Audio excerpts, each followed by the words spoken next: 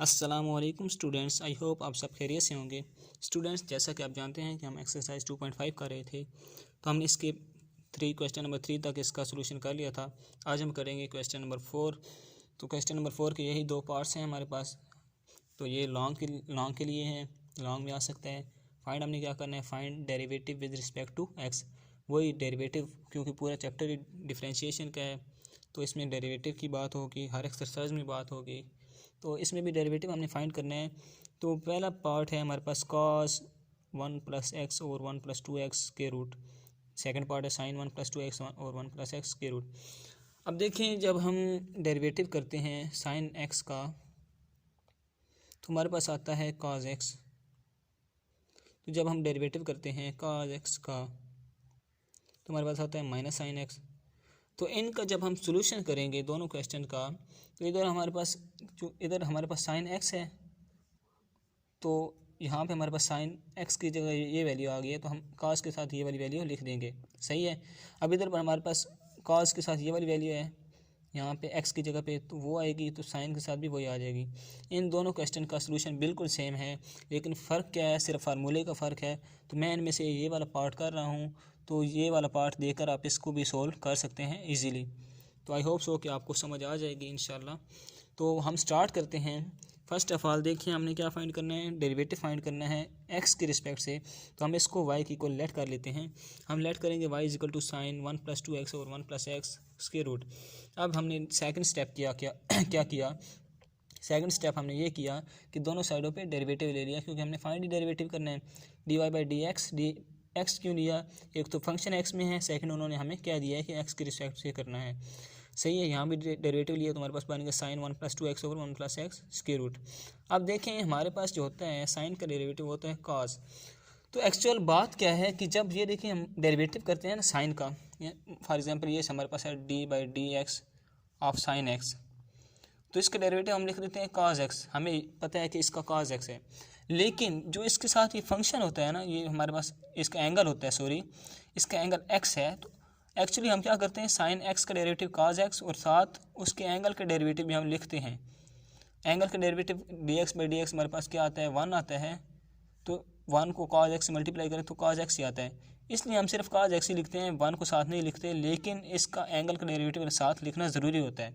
हम यहाँ पे क्यों नहीं लिखते, क्योंकि हमें पता है कि 1 है, 1 को लिखें ना लिखें कोई फ़र्क नहीं पड़ता। अब इस क्वेश्चन में चूँकि हमारे पास एंगल 1 नहीं है, तो हम क्या करेंगे, जब साइन 1 + 2x और 1 + x के रूट का डेरिवेटिव हम लिखेंगे यहाँ पे cos 1 + 2x और 1 + x के रूट, तो साथ इस एंगल का डेरिवेटिव भी लिखेंगे, यानी कि डेरिवेटिव ऑफ 1 + 2x और 1 + x के रूट। अब नेक्स्ट हमने क्या करना है, ये जो cos 1 + 2x और 1 + x के रूट है, ये एंड तक ऐसे ही चलता रहेगा। हम सोल्व करेंगे इस डेरिवेटिव को सोल्व करेंगे। तो हम क्या करेंगे, अब हमने करना क्या है, हम क्या करते हैं, इस वैल्यू को मैंने ऐसे लिख दिया, d/dx 1 + 2x के रूट अलहदा कर दिया और 1 + x का स्क्वायर रूट अलहदा कर दिया। फिर मैंने क्या किया, फिर मैंने इसको 1/2 की फॉर्म में लिख दिया और इसको भी 1/2 की फॉर्म में लिख दिया। मैंने ये डायरेक्ट स्टेप किया है, आप ये डायरेक्ट कर सकते हैं। नेक्स्ट मैंने क्या किया, ये स्टेप एज इट इज़ आ गया। अब देखिए, हमारे पास यहाँ पे कौन सी फॉर्म बन रही है स्टूडेंट्स, फॉर्म बन रही है u/v वाली, यानी कि हमारे पास दो वेरिएबल्स डिवाइड हो रहे हैं, d/dx और u/v। तो ये हमारे पास कौन सा रूल था, ये रूल था हमारे पास क्वोशंट रूल था, ये वाला हमारे पास। तो क्वोशंट रूल में हम क्या करते थे, नीचे वाले फंक्शन का स्क्वायर वो नीचे वाला एज इट इज़, ऊपर वाले का डेरिवेटिव माइनस ऊपर वाला एज इट इज़ नीचे वाले का डेरिवेटिव। तो अब हम यहाँ पे यही करेंगे। हमारे पास u यहाँ पे क्या है, 1 + 2x है, v क्या है, 1 + x 1/2 ये v है। तो अब देखें, नीचे वाले फंक्शन का स्क्वायर, वही रूल हम अप्लाई करेंगे, क्वेश्चन रूल, क्योंकि दो वेरिएबल्स डिवाइड हो रहे हैं, x और x दोनों वेरिएबल्स हैं, दोनों डिवाइड हो रहे हैं। नीचे वाली वैल्यू का स्क्वायर, फिर नीचे वाली value as it is, derivative ऊपर वाली वैल्यू का माइनस ऊपर वाली value as it is, derivative नीचे वाली वैल्यू का। हमने लिख लिया, ये फार्मूला अप्लाई कर दिया हमने। अब नेक्स्ट हम क्या करेंगे, नेक्स्ट हम इसको मज़ीद सिंप्लीफाई करेंगे। ये वाली वैल्यू मैंने एज इट इज़ लिख ली। अब ये देखें, डेरिवेटिव ऑफ 1 + 2x 1/2। अब यहाँ पे फिर हमारे पास एक फार्मूला बन रहा है। कौन सा फार्मूला बन रहा है, जब होता है d/dx x पावर n, यानी कि पावर रूल है, ये पावर शुरू में आ जाती है, x पावर में से 1 माइनस हो जाता है। हमारे पास यही फॉर्म बन रही है, हमारे पास बन रहा है 1 + 2x पावर 1/2। अब इसमें भी क्या होगा, पावर शुरू में आ जाएगी, यानी कि 1/2 मैंने शुरू में लिख दिया, 1 + 2x, फिर पावर में से एक माइनस किया तो बन गया -1/2। और साथ अब हम इसमें क्या करते हैं, जब हम ये फार्मूला सोल्व करते हैं तो जो हमारे पास पावर के अंदर वैल्यू होती है, मतलब ये पावर है ना ऊपर n x के ऊपर, तो अब पावर के अंदर क्या है हमारे पास x है, साथ हम इसका भी डेरिवेटिव लिखते हैं x का। जैसे मैंने आपको cos x में बताया था ना कि sin x का हम डायरेक्ट cos x लिख देते हैं। साथ हम ये चीज़ शो नहीं करते क्योंकि हमें पता है इसका आंसर 1 है, तो 1 को मल्टीप्लाई करेंगे तो cos x ही आएगा। तो इसमें भी हम ये dx/dx शो नहीं करते, इस एंगल को कि डेरिवेटिव को शो नहीं करते, क्योंकि हमें पता है इसने 1 आना है और हमारे पास वैल्यू ये सेम रहनी है। लेकिन अगर यहाँ पे x के अलावा कोई और वैल्यू आ जाए तो फिर हम उसका डेरिवेटिव निकालते हैं। तो अब हमारे देखें इधर x की जगह क्या आ रहा है, 1 + 2x आ रहा है, तो 1 + 2x का डेरिवेटिव हमारे पास क्या होता है, 1 कांस्टेंट है, इसका डेरिवेटिव 0 होगा, प्लस 2x का डेरिवेटिव हमारे पास 2 होता है। तो मैंने साथ क्या किया, 2 भी लिख दिया, ये देखिए मैंने 2 भी लिख दिया, सही है। नेक्स्ट मैंने क्या किया, नेक्स्ट में माइनस ये वाली वैल्यू एज इट इज़, और इसका अब क्या किया, पावर शुरू में आ गई 1/2, 1 + x है, 1 + x की पावर क्या है, पावर में से 1 माइनस होगा तो -1/2।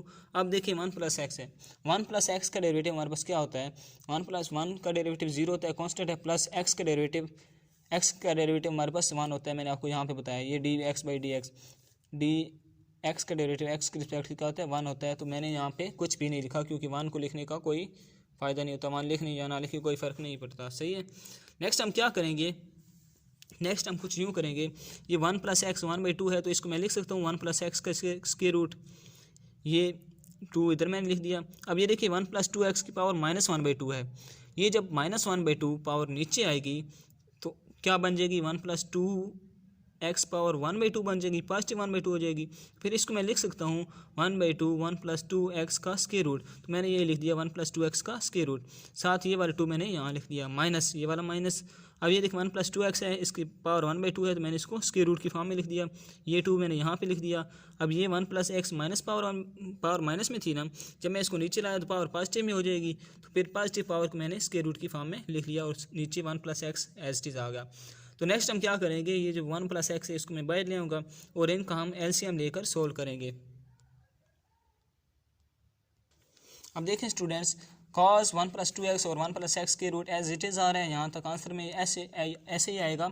1 + x मैंने बाहर निकाल लिया। अब मैंने क्या किया, 2 × 1 + 2x और 1 + x को मैंने क्या ले लिया, LCM ले लिया। हमारे पास एक्चुअल वैल्यू क्या थी, वैल्यू हमारे पास ये थी कि एक्चुअल वैल्यू हमारे पास स्टूडेंट्स ये थी 1 + x 2 और 2 1 + x माइनस 1 + 2x और 2 1 + x के रूट 1 + x, साथ ये वाला 1 cos था, ये मैंने नहीं लिखा, dy/dx भी यहाँ हमारे पास साथ आता है।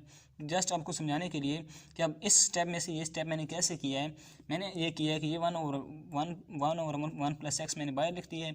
अब ये जो है बेसिकली हमारे पास क्या होगा, ये जो 2 है ये 2 से कट जाएगा, तो हमारे पास क्या रह जाएगा, हमारे पास रह जाएगा 1 + x के रूट ओवर 1 + 2x के रूट माइनस 1 + 2x के रूट ओवर 2 × 1 + x के रूट, ये हमारे पास रह जाएगा।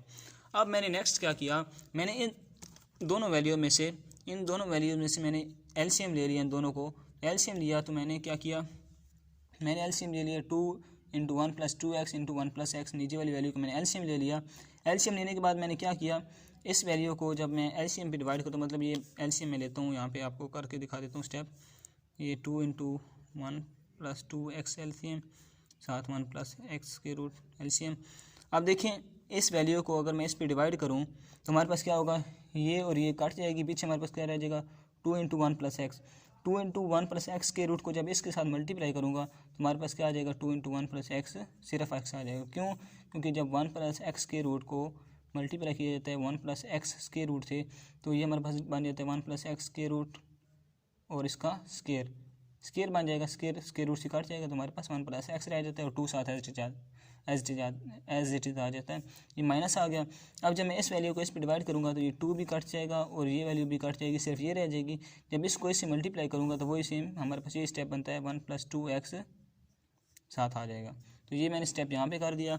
अब नेक्स्ट मैंने क्या किया, इसको मज़ीद सिंप्लीफाई किया, 2 को अंदर मल्टीप्लाई कर दिया, 2 1 × 2 + 2x माइनस को अंदर मल्टीप्लाई किया -1 - 2x, नीचे मैंने क्या कर दिया, नीचे मैंने स्टेप ये किया कि अब यहाँ पे हमारे पास क्या होगा, ये -2x है, ये +2x है, ये आपस में कट जाएंगे। और नेक्स्ट मैंने क्या किया, ये जो 1 + x था इसको भी मैंने अंदर मल्टीप्लाई कर दिया इसके साथ। ये देखें 2 × 1 + 2x का स्क्वायर रूट मैंने एज इट इज़ लिख दिया। ये 1 + x है, इसको मैंने 1/2 पावर दे दी, स्क्वायर रूट ख़त्म कर दिया, 1/2 दे दी। और ये 1 + x मैंने ऐसे ही लिख दिया। ये -2x + 2x कट जाएगा, 2 में से 1 गया, 1 रहेगा हमारे पास। अब हम क्या करेंगे, ये 2 × 1 + 2x एज इट इज़ आ गया। अब देखें बेसिस सेम है, 1 + x 1 + x, तो पावर्स ऐड हो जाएंगी, यानी कि 1/2 + 1 हो जाएगा। जब हम इनको ऐड करते हैं तो हमारे पास बनता है 3/2। तो ये हमारे पास dy/dx किसके इक्वल आ गया, dy/dx = cos × 1 + 2x और 1 + x के रूट ओ इंटू 1/2 1 + 2x के रूट 1 + x 3/2।